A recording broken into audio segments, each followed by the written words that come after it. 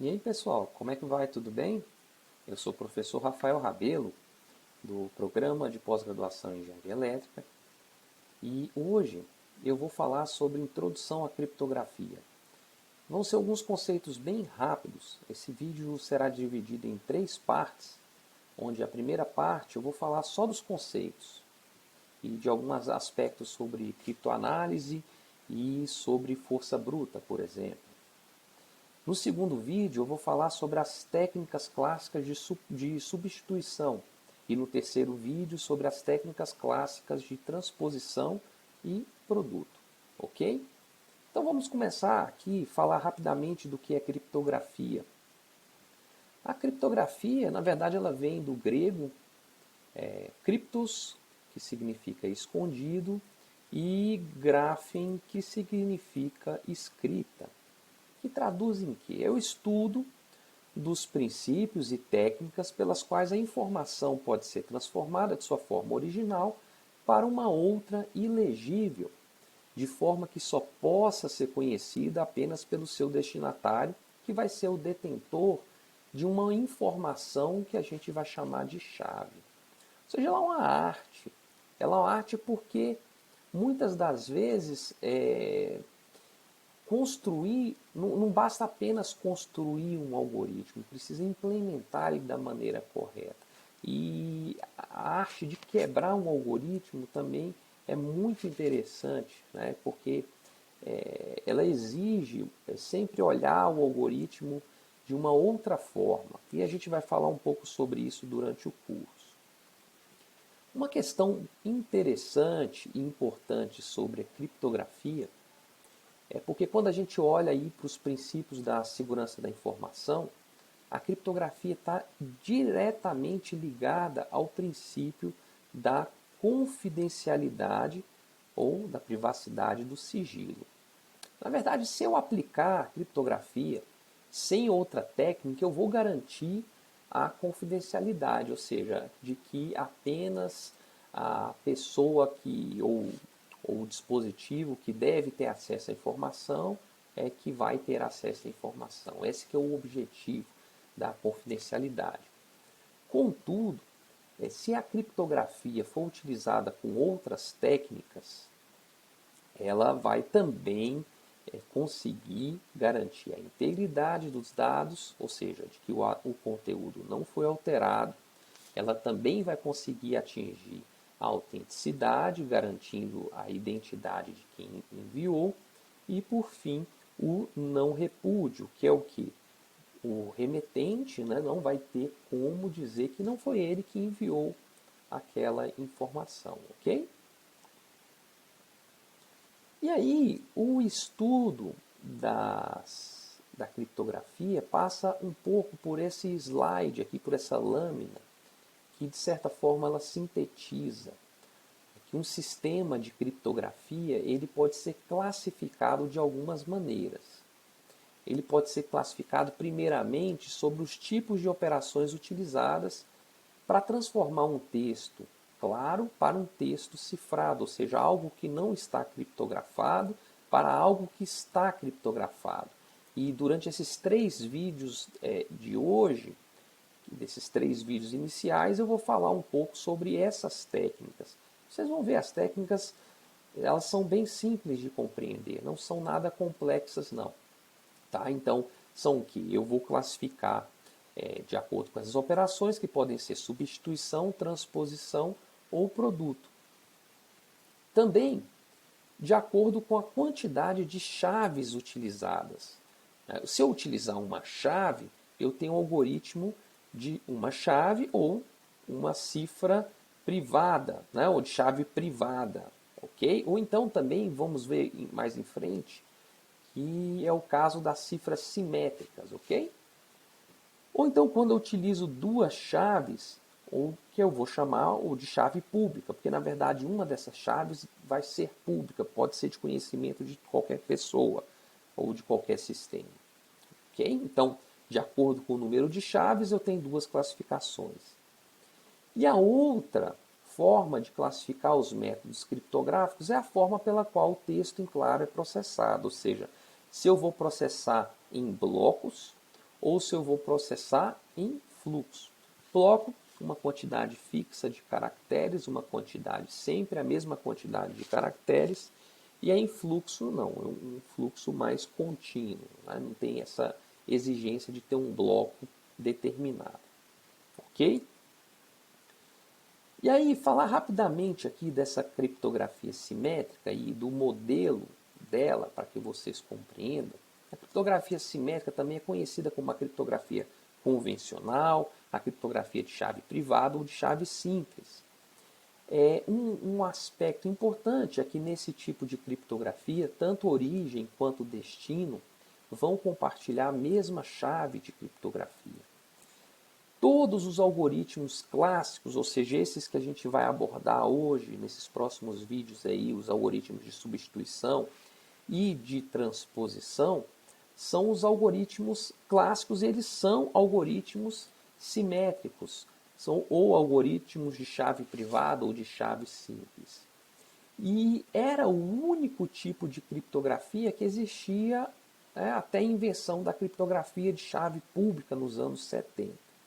De longe é o tipo de criptografia mais utilizado, mas ela tem um calcanhar de Aquiles, né? Justamente em como garantir que tanto a origem quanto o destino utilizem a mesma chave. E a gente vai ver mais à frente no curso de criptografia que a criptografia de chave pública auxilia muito nessa solução desse problema. Então, nunca se esqueça que nenhuma é melhor que a outra.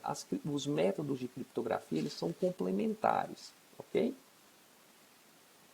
E aí aqui está um modelo da criptografia simétrica, tá? Onde eu tenho aqui um texto claro, uma mensagem que vai ser enviada pelo meio que não é seguro. E aí esse texto claro, que eu chamo de X aqui, ele vai passar por uma cifra de criptografia, por um algoritmo, por essa caixa aqui. Tem exemplo aqui de dois algoritmos modernos, o DES e o AES. E esses algoritmos, eles além de terem como entrada o texto claro, eles também utilizam uma chave, como eu bem disse, que é uma chave que é compartilhada entre o remetente e o destinatário. Né? Ou seja, essa mesma chave que está aqui, essa mesma informação que está aqui, ela tem que ser aplicada na criptografia e na hora de descriptografar a mensagem. Uma vez que eu passe essa mensagem aqui por esse algoritmo, utilizando essa chave, eu vou ter a mensagem cifrada que vai ser transmitida por meio de um canal não seguro, tá? Onde eu tenho aqui y, que é a mensagem cifrada, ela é o resultado da função e de encrypt, do termo criptografar em inglês, que utiliza a chave K e a mensagem texto claro X. Depois, quando eu chego na outra ponta, essa chave compartilhada também é utilizada novamente dentro desse mesmo algoritmo, dessa mesma cifra, só que utilizada de maneira reversa. Ou seja, o último passo utilizado para criptografar aqui, ele vai ser o primeiro passo utilizado para descriptografar. Ok? A partir disso eu consigo obter novamente o meu texto claro X, que é o resultado de decrypt, do inglês, utilizando a chave e o texto cifrado. E eu obtenho novamente o texto claro. Seguindo aqui, é importante lembrar sobre os requisitos das cifras simétricas, ou seja, eu preciso, para ter um algoritmo ou uma cifra segura, ou um uso seguro da criptografia simétrica, ter um algoritmo de criptografia forte. Mais à frente, ainda hoje, nesses próximos vídeos, vou mostrar diversas cifras clássicas. Né? Essas cifras clássicas, elas não têm um algoritmo forte. Né? Ele não consegue resolver ou retirar os aspectos estatísticos de um texto ou de um documento, ok?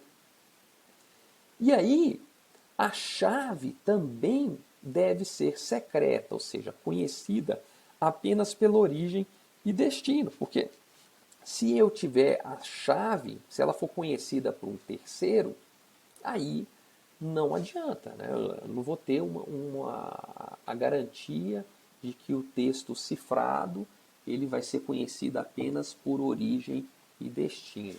Compreendem? Então, esses são os dois requisitos. Veja que como requisito aqui, eu não tenho como requisito que as pessoas não conheçam o algoritmo. Né? Na verdade, todos dentro de um modelo de criptografia conhecem o algoritmo que é utilizado para criptografar e descriptografar. Isso, né? Considerando a teoria clássica sobre criptografia. Porque há modelos de criptografia de Estado utilizado pelos governos que nem o algoritmo ele é conhecido. Né? Existe essa possibilidade também, que tem aspectos importantes da defesa do Estado. Perfeito? Então, para isso acontecer, implica aí a necessidade de que eu tenha um canal seguro para distribuir essas chaves. Ou seja, como que eu vou fazer para que A e B recebam essa chave antes de iniciar a troca de mensagens de forma segura. Esse sempre é um desafio na criptografia simétrica e nós vamos falar sobre isso durante o curso, ok? E aí, claro, se eu estou fazendo a criptografia é porque, na verdade, eu estou querendo proteger uma informação. E sempre vai ter alguém com interesse de quebrar essa criptografia. E aí, a esses métodos eu chamo aí de criptoanálise. Ou seja, dentro daquele modelo que a gente acabou de conversar sobre criptografia, eu também tenho que considerar que existe aqui um criptoanalista, ou seja, alguém que deseja, que tem acesso à mensagem criptografada e ele deseja, a partir dessa mensagem, obter não só o texto, mas também a chave. Porque obtendo também a chave, eu consigo obter facilmente toda a mensagem criptografada no passado e o que vai ser criptografado também no futuro. Ok? E aqui eu tenho os diversos ataques que existem às mensagens criptografadas, ok? Então, quanto mais aqui para a parte inferior aqui dessa tabela, o ataque ele tem maior poder de conseguir ser bem sucedido na quebra do algoritmo, né? Tanto para obter o texto, claro, quanto também para obter a chave de criptografia. A gente deve considerar que todo algoritmo de criptografia, quando ele é feito, construído, ele é feito e construído para resistir ao ataque de texto claro e escolhido, que é onde o quê? O algoritmo de criptografia e o texto cifrado e uma mensagem do texto claro escolhida pelo criptoanalista junto com o seu texto cifrado correspondente, gerado com aquela chave secreta, é possível de ser reproduzido. Mas como assim, professor? É você entender um pouco a ideia dos níveis desses ataques. O ataque mais simples, né, ou mais difícil, na verdade, de fazer, digo simples porque o criptoanalista tem menos informação, é o ataque de apenas texto cifrado, que é aquele ataque onde apenas o criptoanalista vai conhecer apenas qual é o algoritmo de criptografia utilizado e o texto cifrado em si. Então, a partir desse conjunto de informações, eu deveria tentar obter o texto claro e também a chave. Contudo, a gente deve considerar que, em geral, o criptoanalista vai ter mais do que isso. Ele vai ter um texto claro conhecido. E o que é isso, professor? Porque muito mais, além de obter tanto o algoritmo, de conhecer o algoritmo de criptografia e o texto cifrado, o criptoanalista também tem alguns textos claros. Como assim, professor? Veja, esse documento PDF que eu estou apresentando para você. Nesse documento tem, por exemplo, um cabeçalho bem definido. Todo arquivo PDF começa sempre com os mesmos bits. Ele sempre tem bits em determinadas regiões. Então, eu preciso assumir que isso é possível. Da mesma forma, por exemplo, um protocolo de rede, um protocolo TCP/IP, a pilha inteira. Eu tenho as mensagens bem definidas. Eu sempre tenho pontos dos protocolos onde a mensagem ela é conhecida. Tá? Então, eu preciso levar isso em consideração. E o texto claro escolhido seria aquele ataque onde não só eu teria esse texto, mas eu consigo, por exemplo, mandar esse texto para o algoritmo e ver, de certa forma, qual que é a resposta dele. Tá? Eu devo que... Ou seja, a resposta dele significa o quê? Que eu vou mandar um texto claro que eu escolho, que eu quero, para aquele meu algoritmo, e usando a chave, ele vai me devolver qual que é o texto cifrado correspondente. E aí, à medida que eu vou invertendo, né, eu também consigo o ataque mais efetivo, eu vou ter também o texto cifrado escolhido, ou o texto escolhido, ou seja, esses ataques já são mais difíceis de serem aplicados, mas são possíveis de certa forma ou de outra, ok? Então essa que é a ideia desses ataques às mensagens criptografadas, ok? E aí, como eu já bem falei, a criptoanálise, o objetivo dela não é só recuperar a chave, mas, não só a mensagem, mas também recuperar a chave. E onde eu posso utilizar aí basicamente duas técnicas, ou a criptoanálise em si, que é procurar reconhecer esses aspectos estatísticos, entender como que essa mensagem foi, a mensagem do texto claro foi elaborada para que eu consiga obter a chave e o texto. Mas também sempre vai ser possível fazer o ataque por força bruta, que é o que? Testar todas as possibilidades da chave de criptografia. Ou seja, eu tenho um texto cifrado, eu vou testando todas as chaves possíveis. Tá? Então, se qualquer um desses ataques for bem sucedido, aí vai ser catastrófico, de forma que todas as mensagens, tanto futuras quanto passadas, vão poder ser obtidas novamente. E aí é onde eu tenho duas definições que são importantes para a criptografia, que são os algoritmos que são incondicionalmente seguros. E como assim, professor? Um algoritmo incondicionalmente seguro significa que é um algoritmo que ele vai ser seguro sempre, de qualquer maneira, não importa o que. Porque não importa quanto tempo o oponente ou o criptoanalista vai ter, vai ser impossível que ele decodifique o texto cifrado. Porque, na verdade, não há nenhum relacionamento estatístico dentro, ou seja, porque a mensagem exigida não vai estar lá. E nós vamos ver um algoritmo, ainda no segundo vídeo, que permite ser incondicionalmente seguro, ok? Mas, em geral, tem também um problema de ter algoritmos incondicionalmente seguros. Vamos falar sobre isso ainda. Mas, de forma geral, ter um algoritmo computacionalmente seguro, ele é suficiente. Ou seja, o que é isso, professor? Um algoritmo computacionalmente seguro significa que, dados os recursos computacionais que eu tenho hoje, o tempo necessário para a quebra do algoritmo é maior, por exemplo, do que a idade do universo. Né? Então a cifra não vai poder ser quebrada por dois motivos. Ou porque o custo de quebrar a cifra vai ser superior ao valor da informação, ou o tempo exigido para quebrar a cifra superior ao tempo de vida útil da informação. Então é nesse ponto específico que entram os debates sobre, por exemplo, a criptografia quântica. Porque uma vez que hoje, por exemplo, eu tenho computadores cuja a criptografia ela é computacionalmente segura. Ou seja, dados os recursos que eu tenho hoje, eu não vou conseguir quebrar ela em tempo hábil. Mas uma vez que eu tenho computadores muito robustos e com poder muito grande computacional, que sai hoje do que a gente tem, esses algoritmos hoje que são seguros, computacionalmente seguros, eles não mais o serão. Então, por isso que se fala muito sobre a criptografia quântica, ok?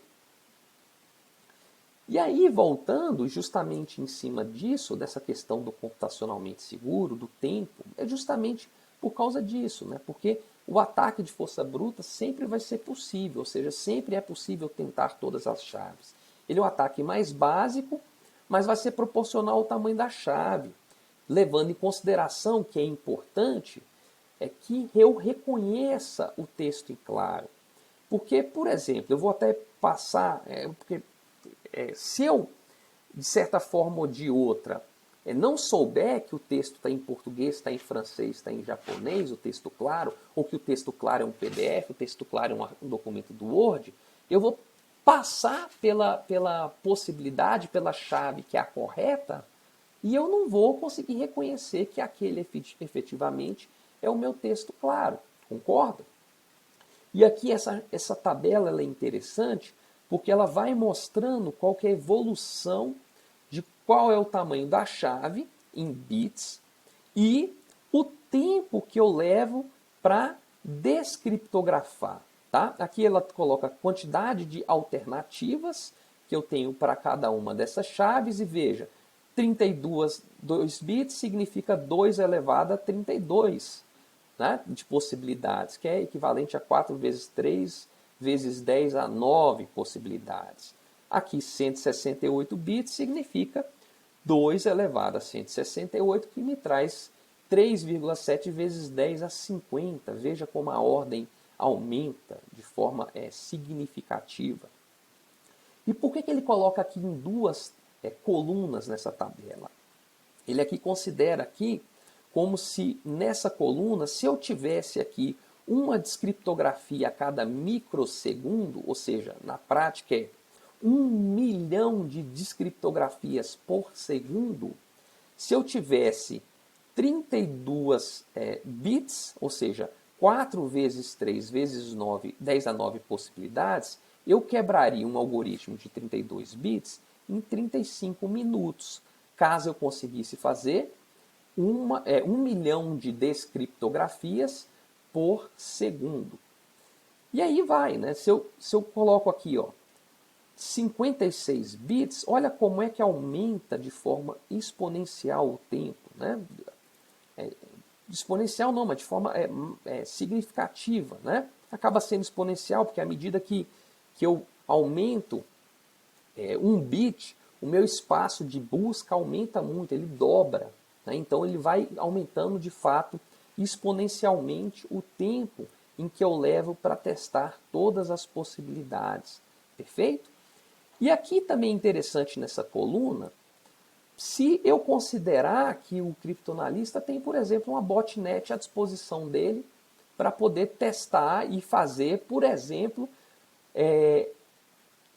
1.000.000, aqui 10 a 6, né, de possibilidades novamente, por microsegundos. Ou seja, aqui eu considero a possibilidade de ter 1.000.000 de equipamentos fazendo 1.000.000 de descriptografias por segundo.